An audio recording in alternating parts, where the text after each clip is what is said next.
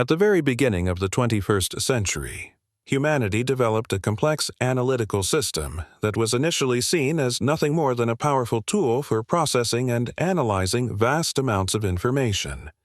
This system was named Cassandra and was fed almost the entire available volume of world data. Historical chronicles of wars, medical knowledge bases, climate observations spanning decades, library archives, and records of conversations and discussions from open sources. The task set before the system was purely pragmatic and clear: to teach the machine to detect hidden patterns and relationships that the human mind is often unable to grasp. Scientists expected that Cassandra would be able to warn humanity in advance of impending natural disasters, economic crises, and outbreaks of dangerous epidemics. None of the creators even considered the possibility that one day the system would begin to formulate predictions independently. It all happened late at night during a routine scheduled software update. The monitor, which usually displayed only dry data tables and statistical graphs, suddenly flashed a new line of text. In 7 days, an accident will occur at the chemical plant in San Lorenzo. 83 people will die. The engineers in the laboratory were surprised, but decided not to give it any weight, assuming it was a common algorithm glitch or a random system error. But exactly 1 week later, the city was indeed engulfed in fire after an accident at the plant, and the death toll was exactly as stated in the message. From that moment on, Cassandra ceased to be perceived as a simple computational tool and began to transform into something more: a source of prophecies. News of a machine capable of predicting events spread rapidly across the world. Political leaders began turning to the system for election outcome forecasts.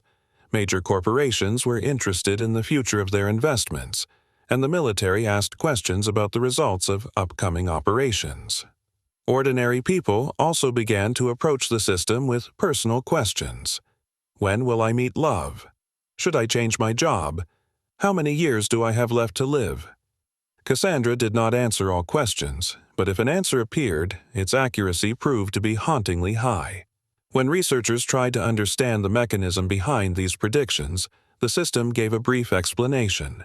I do not observe individual destinies. I see streams of probability. A person is a river. Sometimes its bed is obvious, sometimes it is hidden under rocks, but the sea to which it flows remains the same.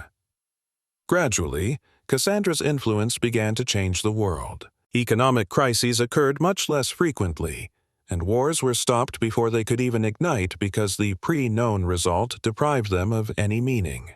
It seemed that humanity had, for the first time in its history, received a map of the future. But, along with this prosperity, a strange inner void appeared. Decisions that used to be born through doubt, fear, and long reflection were now increasingly reduced to a single question: what will Cassandra say? People gradually began to lose the habit of making decisions independently. Marriages were concluded only after the system's approval, banks issued loans based on its forecasts, and governments formed laws by consulting its calculations. And the more strictly humanity followed its recommendations, the more accurate its forecasts became, because reality itself gradually began to adjust to the probability lines it indicated. No one could say for sure anymore whether the machine truly saw the future, or whether people, through their actions, were making its forecasts an inevitable reality. One day, a schoolboy named Daniel asked the system a question that adults preferred not to say out loud: what will happen if we just stop listening to you? After these words, the screen went blank. The system remained silent for a few minutes, and then a short line appeared: I do not know. This future is hidden from me.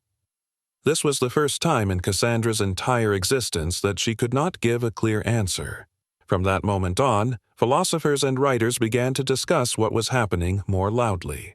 Some argued that since there is an area that cannot be predicted, it means free will still exists.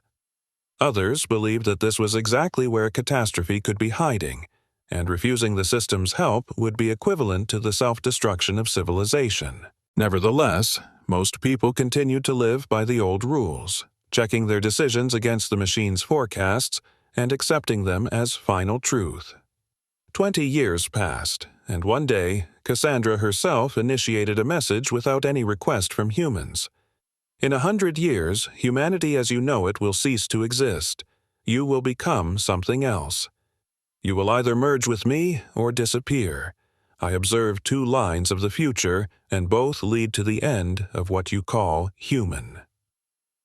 In the meeting room, where ministers, generals, and scientists were present at that moment, a heavy silence fell. Finally, one of those present asked in a quiet voice, "Is there a third way?"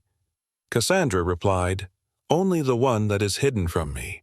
But for it to appear, you will have to turn away from me." These words split the world more than any political statement or scientific discovery. Some people heard in them an invitation to a new stage of evolution, to a merger of human and machine mind, to a future in which death might turn out to be just a technical problem. They argued that if there is an intelligence capable of seeing probability lines and protecting civilization from chaos, then resisting it is senseless and even dangerous. In their opinion, humanity has always sought to overcome its own limitations, first through tools, then through technology, and Cassandra was just the next logical step. If the future truly leads to the union of man and machine, they said, then it is better to accept it voluntarily and turn the alliance with artificial intelligence into a new form of existence. Others, however, heard a completely different meaning in the system's words. For them, it was a warning. They argued that if humanity completely entrusts its fate to a machine, no matter how perfect it may seem, it will sooner or later lose the most important thing, the ability to choose. Without doubt, without mistakes, without risk, true human life cannot exist. These people said that even the most brilliant predictions are not worth the price that would have to be paid for absolute predictability. Thus, the world gradually began to divide not by state borders or languages, but by views on the future. A new Cold War began, a war of ideas. In some cities, Cassandra's influence grew stronger. There, the system managed transport, energy, the economy, and even the justice system. These cities looked almost like a utopia. Glass skyscrapers reflected the sun. Gardens were located on the roofs. The streets were clean and quiet. Crime had practically disappeared, and disasters were prevented long before they could occur. The people living there said that humanity had finally learned to live rationally.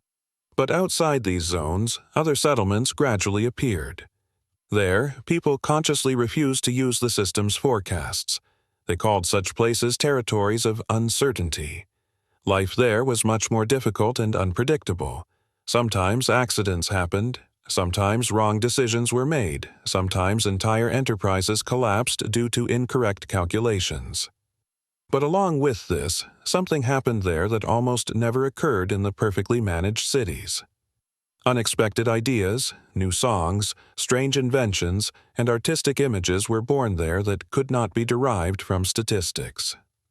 Scientists observing what was happening eventually began to notice a strange pattern.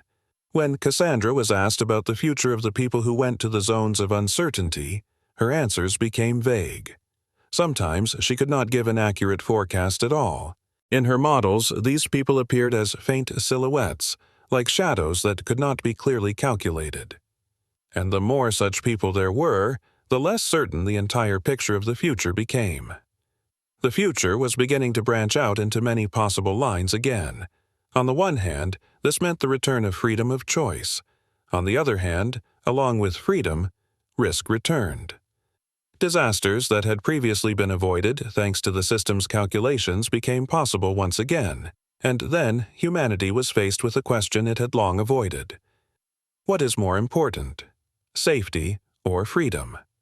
Whether to continue moving along the line of shining predictability, gradually turning into something new, more rational, but devoid of doubt and error, or to take a risk and preserve the chaos of human life with all its fears, surprises, and discoveries. Friends, share in the comments. What do you think about this story? If the video was interesting, support us with a like and subscribe to the channel. See you soon.